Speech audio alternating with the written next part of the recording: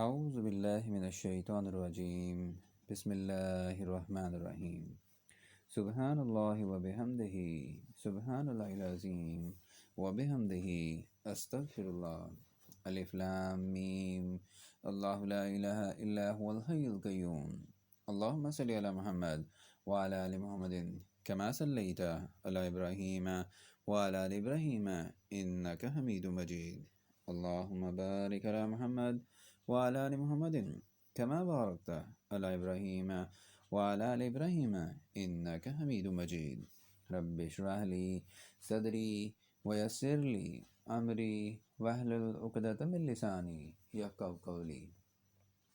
السلام علیکم ورحمۃ اللہ وبرکاتہ۔ سورہ شعراء کا ترجمہ بیان کیا جا رہا ہے، آیت نمبر 51 سے لے کر آیت نمبر 100 تک۔ شروع اللہ کے نام سے جو بڑا مہربان نہایت رحم والا ہے۔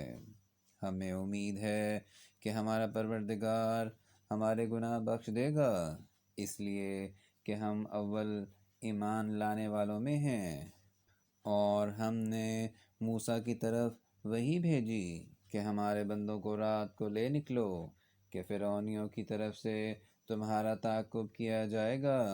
تو فرعونیوں نے شہر میں نقیب روانہ کیے اور کہا کہ یہ لوگ تھوڑی سی جماعت ہے اور یہ ہمیں غصہ دلا رہے ہیں، اور ہم سب باساز و سامان ہیں۔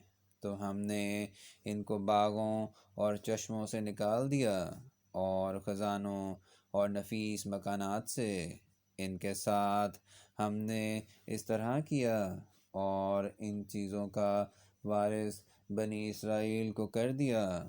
تو انہوں نے سورج نکلتے یعنی صبح کو ان کا تعاقب کیا۔ جب دونوں جماعتیں آمنے سامنے ہوئیں تو موسیٰ کے ساتھی کہنے لگے کہ ہم تو پکڑ لیے گئے۔ موسیٰ نے کہا، ہرگز نہیں، میرا پروردگار میرے ساتھ ہے، وہ مجھے راستہ بتائے گا۔ اس وقت ہم نے موسیٰ کی طرف وحی بھیجی کہ اپنی لاٹھی دریا پر مارو، تو دریا پھٹ گیا اور ہر ایک ٹکڑا یوں ہو گیا کہ گویا بڑا پہاڑ ہے، اور دوسروں کو وہاں ہم نے قریب کر دیا، اور موسیٰ اور ان کے ساتھ والوں کو تو بچا لیا، پھر دوسروں کو ڈبو دیا۔ بے شک اس قصے میں نشانی ہے، لیکن یہ اکثر ایمان لانے والے نہیں۔ اور تمہارا پروردگار تو غالب اور مہربان ہے۔ اور ان کو ابراہیم کا حال پڑھ کر سنا دو، جب انہوں نے اپنے باپ اور اپنی قوم کے لوگوں سے کہا کہ تم کس چیز کو پوجتے ہو؟ وہ کہنے لگے، ہم بتوں کو پوجتے ہیں اور ان کی پوجا پر قائم ہیں۔ ابراہیم نے کہا کہ جب تم ان کو پکارتے ہو تو کیا وہ تمہاری آواز سنتے ہیں، یا تمہیں کچھ فائدہ دے سکتے یا نقصان پہنچا سکتے ہیں؟ انہوں نے کہا، نہیں، بلکہ ہم نے اپنے باپ دادا کو اسی طرح کرتے دیکھا ہے۔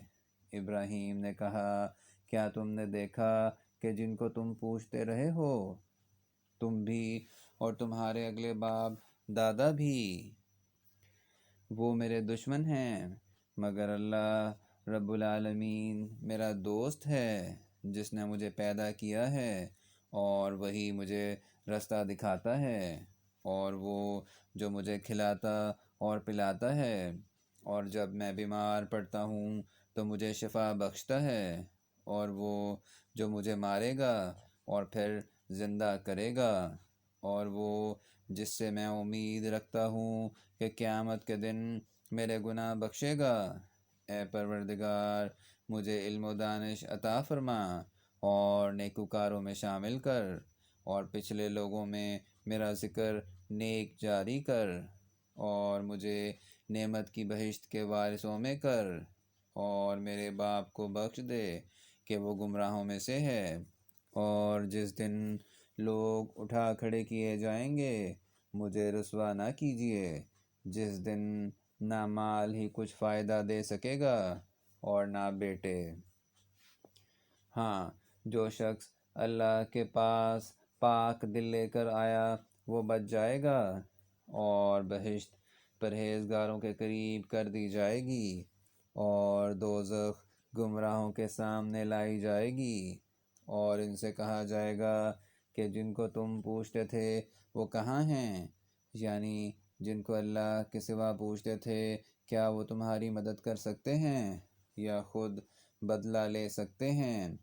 تو وہ اور گمراہ یعنی بت پرست اوندے منہ دوزخ میں ڈال دیے جائیں گے، اور شیطان کے لشکر سب کے سب داخل جہنم ہوں گے۔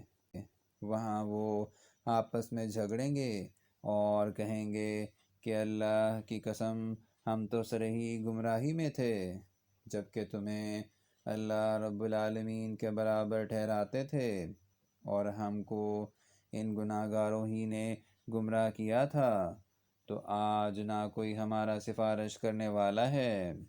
یہاں تک سورہ شعراء کا ترجمہ آیت نمبر 100 تک بیان کر دیا گیا ہے۔ اگر اس میں کوئی غلطی ہو جائے تو ہم اللہ تعالیٰ سے معافی چاہتے ہیں، اور دعا ہے کہ اللہ تعالیٰ ہماری ہدایت فرمائے اور ہماری مغفرت فرمائے۔ آمین یا رب العالمین۔